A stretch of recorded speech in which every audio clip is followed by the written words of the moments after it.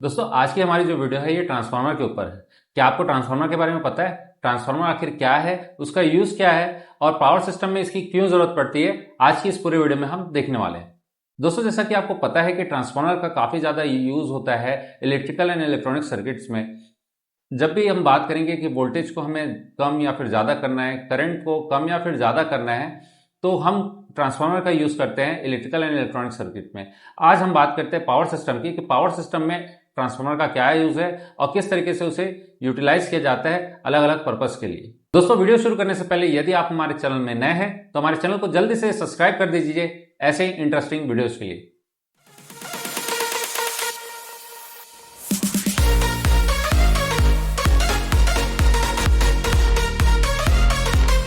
Hello guys, welcome back to my YouTube channel TD electrical and works. एक बार फिर से आप सभी का बहुत बहुत स्वागत है हमारे इस यूट्यूब चैनल पर। आज हम फिर से एक नए टॉपिक के साथ लौटा है, तो आज की इस वीडियो को शुरू से आखिर तक जरूर देखिएगा। आज की वीडियो बहुत ज्यादा इंटरेस्टिंग होने वाली है।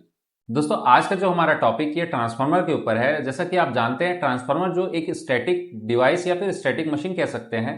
स्टैटिक इसलिए कह रहे हैं क्योंकि इसमें कोई भी मूविंग पार्ट नहीं होता, इसलिए हम स्टैटिक वर्ड का यूज कर रहे हैं। हमारा जो ट्रांसफार्मर ये केवीए में रेटिंग किया जाता है, केवीए यानी कि किलो वोल्ट एम्पियर। दोस्तों बात करते हैं ट्रांसफार्मर की वर्किंग की, तो जैसे कि हम एग्जांपल के लिए एक बेसिक ट्रांसफार्मर लेते हैं जो कि सिंगल फेज का ट्रांसफार्मर है। सिंगल फेज के ट्रांसफार्मर में आप देख सकते हैं इस पिक्चर में, जैसे कि हमने प्राइमरी को जैसे ही सप्लाई दिया ड्यू टू म्यूचुअल इंडक्शन, हमारे सेकेंडरी में भी सप्लाई इंड्यूस्ड होने लगता है।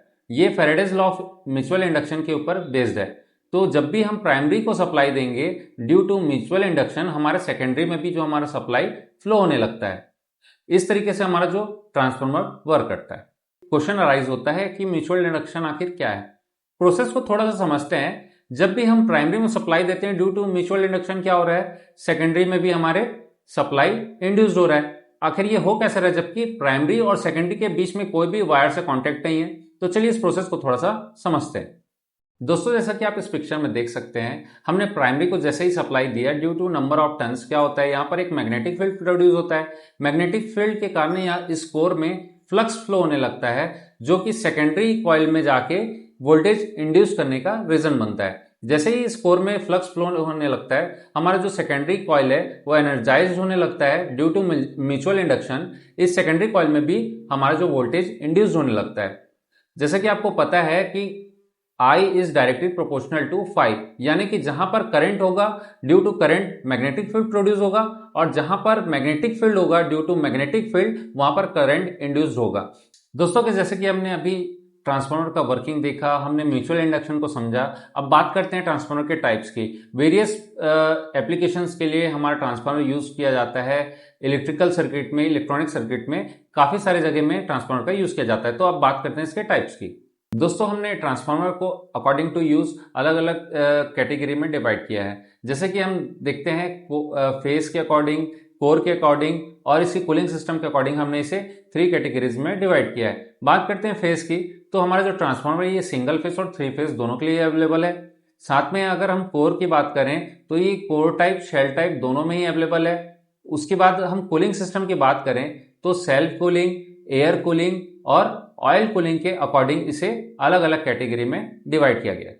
दोस्तों अभी हमने जो ट्रांसफार्मर के टाइप्स देखे हैं ये अकॉर्डिंग टू मैन्युफैक्चर है, यानी कि हम जिस पर्पस के लिए यूज करते हैं उसके हिसाब से हमने इस ट्रांसफार्मर को डिवाइड किया था अलग अलग कैटेगरी में। अब बात करते हैं जो सबसे ज्यादा यूज होने वाला जो टाइप है ट्रांसफार्मर का, वो स्टेप अप और स्टेप डाउन ट्रांसफार्मर है। अब ये स्टेप अप और स्टेप डाउन ट्रांसफार्मर है क्या, आगे इस वीडियो में देखते हैं।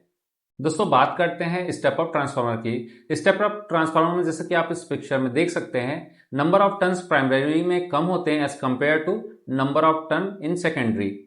हमारा प्राइमरी में जो नंबर ऑफ टर्न होता है वो कम होता है, सेकेंडरी में ज्यादा होता है। इस कारण से जो हमारा आउटपुट वोल्टेज वो स्टेप अप ट्रांसफार्मर में ज्यादा होता है और जो करंट होता है वो स्टेप अप ट्रांसफार्मर में कम होता है। दोस्तों बात करते हैं स्टेप डाउन ट्रांसफार्मर की, तो जैसा कि आप इस पिक्चर में देख सकते हैं नंबर ऑफ टर्न्स जो प्राइमरी साइड में ज्यादा होते हैं एज कंपेयर टू सेकेंडरी।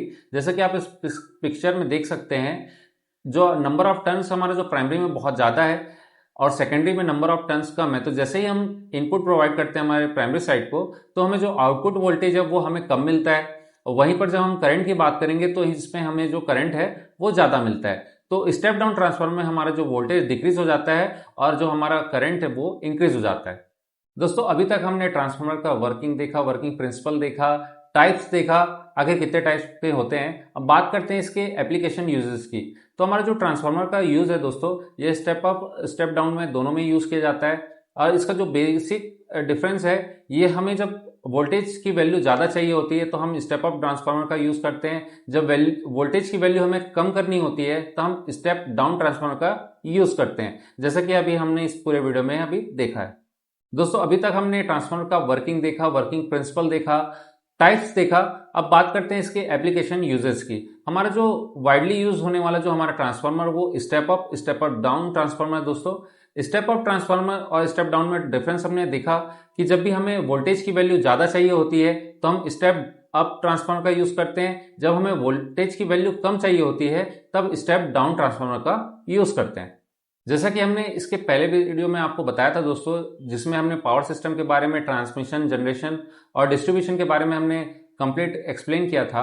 अगर आपको इसके बारे में जानना है तो डिस्क्रिप्शन में आपको इसकी लिंक मिल जाएगी, जिसमें हमने बताया कि ट्रांसफार्मर का रोल कैसे होता है, कहाँ पर उसका यूज़ किया जाता है, कहाँ पर स्टेप डाउन ट्रांसफार्मर का यूज़ किया जाता है, कहाँ पर स्टेप अप का यूज़ किया जाता है। आपको इसके बारे में डिटेल उसमें इंफॉर्मेशन मिल जाएगा।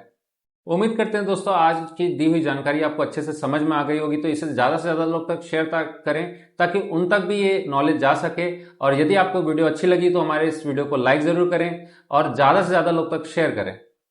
दोस्तों अगर आप हमारे चैनल में नए हैं तो हमारे चैनल को सब्सक्राइब जरूर करें ऐसे इंटरेस्टिंग वीडियोज़ के लिए। दोस्तों फिर मिलते हैं ऐसे इंटरेस्टिंग वीडियोज़ के साथ, तब तक के लिए keep watching our YouTube channel.